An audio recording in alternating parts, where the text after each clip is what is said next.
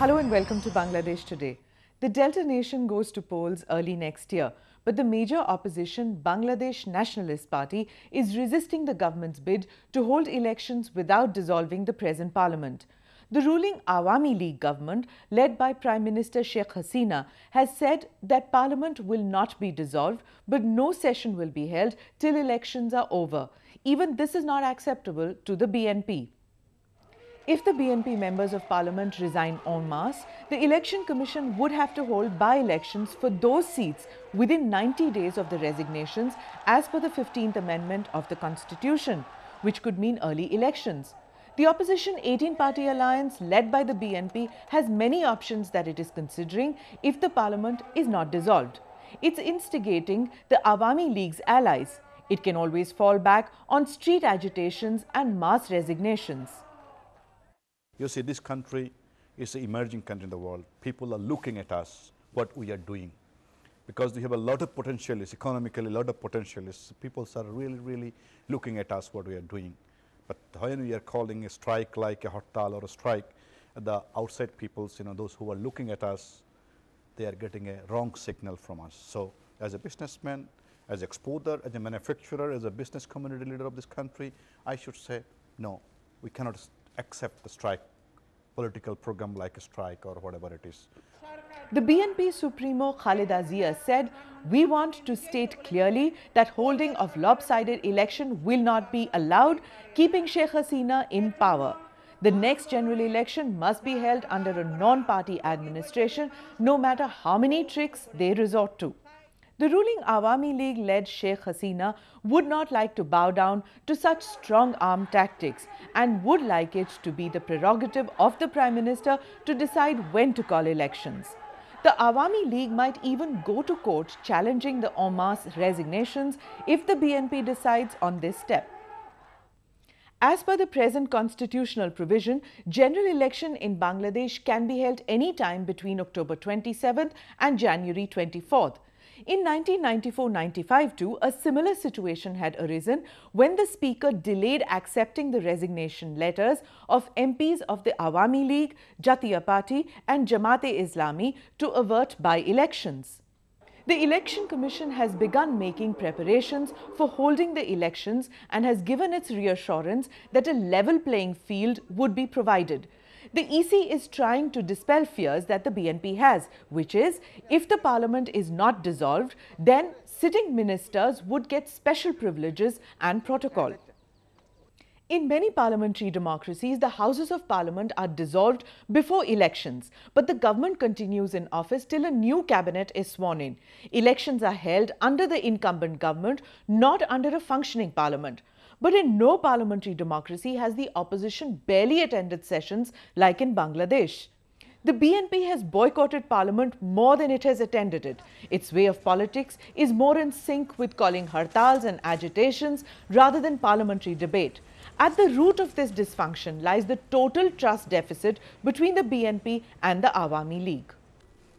Because these two ladies are almost personified leadership of the party. How are they personified, that is to be discussed, maybe debated, maybe there may be a difference of opinion on that.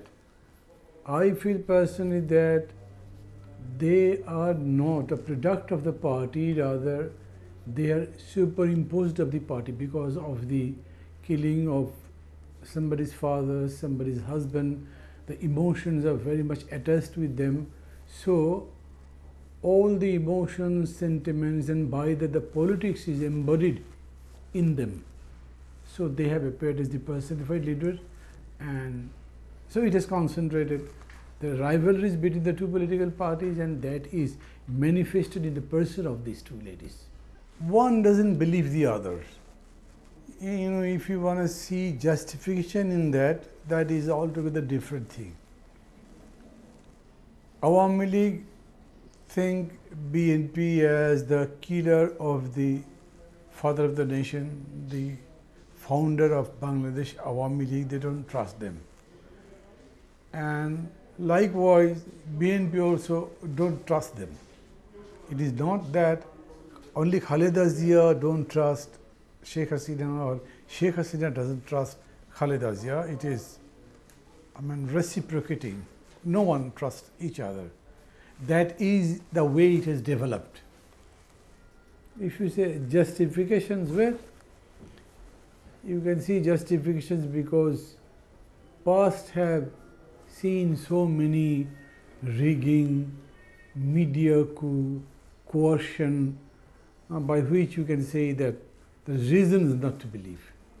BNP, when its founder Zia Rahman came to power, he used the army.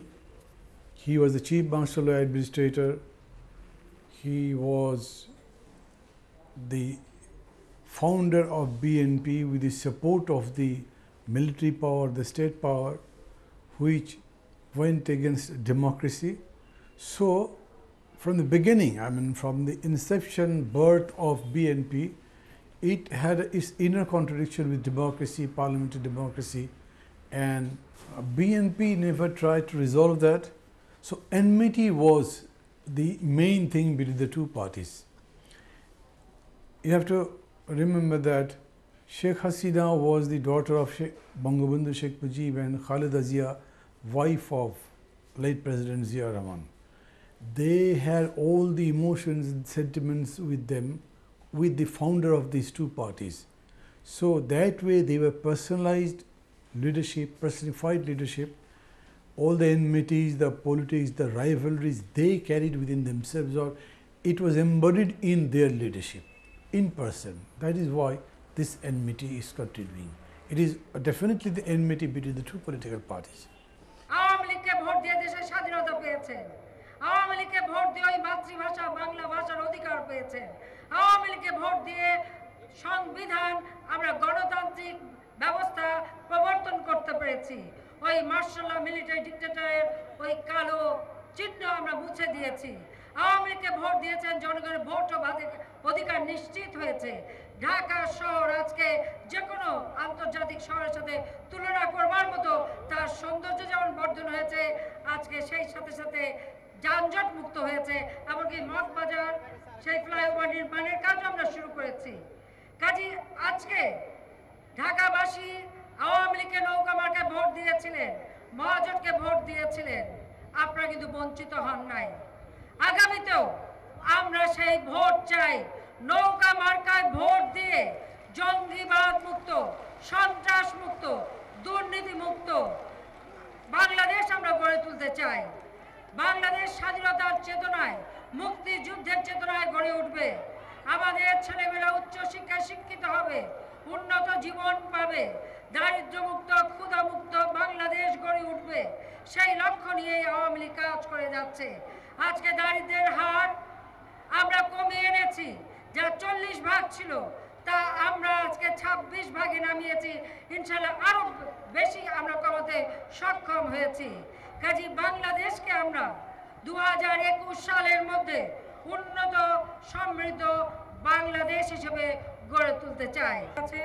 আমরা সহযোগিতা চাই, যে বাংলাদেশের উন্নয়নের অগ্রযাত্রা শুরু হয়েছে, যে বাংলাদেশ আজকে বিশ্বের সবাই একটা মর্যাদার আসন পেয়েছে, উচ্চ প্রবৃদ্ধি অর্জনে 5ম স্থান অধিকার করেছে, দারিদ্র্য বিমোচন করেছে, মাতৃমৃত্যু হার কমিয়ে বিশ্বের কাছে উন্নয়নের রোল মডেল হিসেবে প্রতিষ্ঠিত হয়েছে।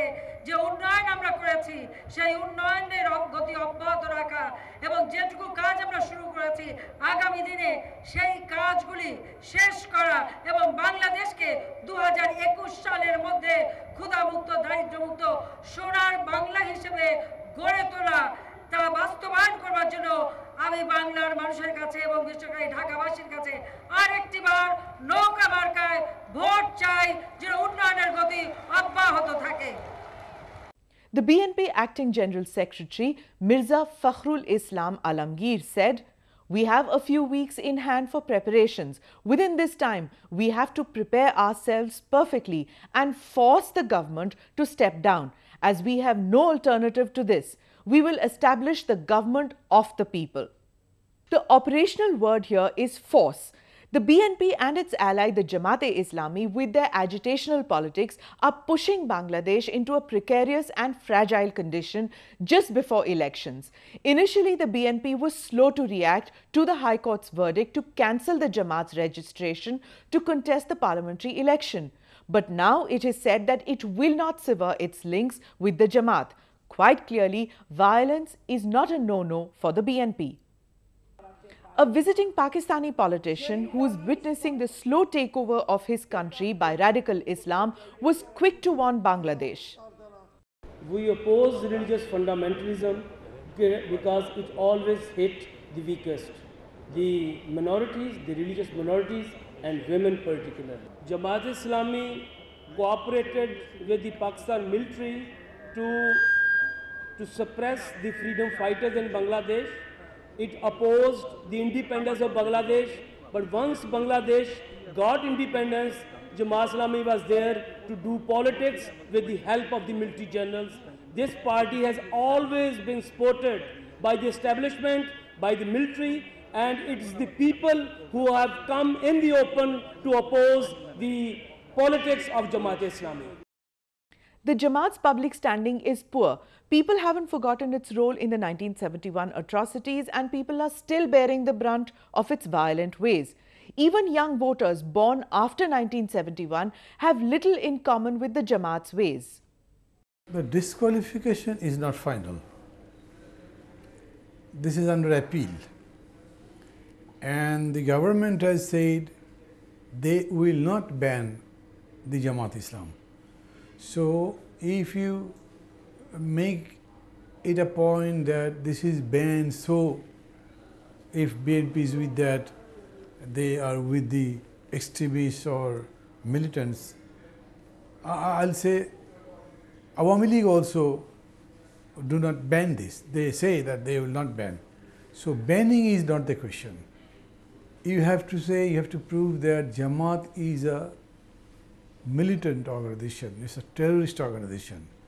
But so far they have gone through elections, they have won, they have been in the parliament, and there was an alliance of Jamaat-Islam with the Awami League against the Ershad government, even with against BNP. So now that BNP is with Jamaat doesn't sufficiently say that they have sided with the militants. Definitely with the trial of these war criminals, a lot of questions has arisen. What will be the BNP's position vis-a-vis these war criminals? And there BNP has not made their points very clear. And as you said, will there be a stint on the party? Yes, people are looking with real questions. What is their position exactly? They try to explain that they will be also in favor of the war criminals tribunal, their trial, but people think that they are siding with you, you are going for movement together, and even they were in your cabinet. Maybe next time when if they go to power, they will be in the cabinet once again, they will have a coalition government, then how can you try the war criminals? That is a big question. The BNP has to answer, and if they cannot answer properly, they will have to pay for that. নারীরা অনবরত তাদের অনিশ্চয়তা, অনবরত তাদের ভীতি, অনবরত তাদের নানা রকম অত্যাচার নিগ্রহের শঙ্কার মধ্যে দিন কাটাতে হচ্ছে। এই বাংলাদেশ তো আমরা চাই নাই। এই বাংলাদেশকে যদি ফিরিয়ে আনতে হয়, কারা পারবে? আমরাই পারবো। These young voters are now part of the 9.19 crore voters. There were 8.10 crore voters in the last national election in 2008. The unicameral National Parliament of Bangladesh has 330 members, of which 300 members are directly elected through a national election for a 5-year term, while 30 memberships are reserved for women who are selected by the ruling party or coalition. The Election Commission has taken preparatory steps for elections, which include preparing electoral code of conduct, the procedure for conducting polls and purchasing equipment. The EC will announce the schedule this month, it has said. It now remains to be seen if the inflexible positions of the ruling Awami League and the opposition alliance led by the BNP changes. More on that in the coming episodes. Thank you for watching Bangladesh Today.